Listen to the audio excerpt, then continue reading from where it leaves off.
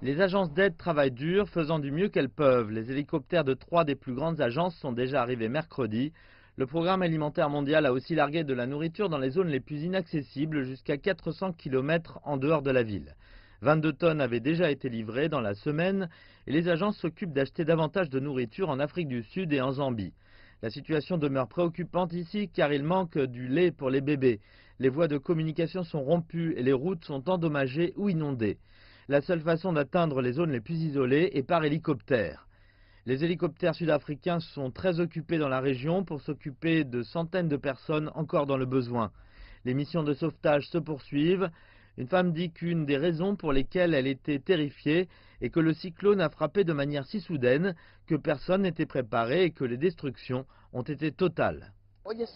Nous n'avons plus d'énergie, 99% des poteaux sont tombés et nous n'avons plus d'électricité.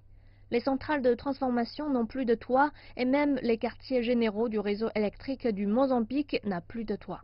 Tout est détruit. Les hôpitaux connaissent les mêmes problèmes et nous n'avons plus de communication ni d'eau potable. Les agences d'aide sont inquiètes concernant le temps dans les 48 prochaines heures. Davantage de précipitations sont attendues dans les prochaines heures et la pluie continue au Zimbabwe et près de la zone la plus touchée. Les deux principales zones inondées sont aussi en état d'alerte pour davantage de précipitations. Le mauvais temps pourrait aussi continuer d'entraver l'arrivée des secours par hélicoptère.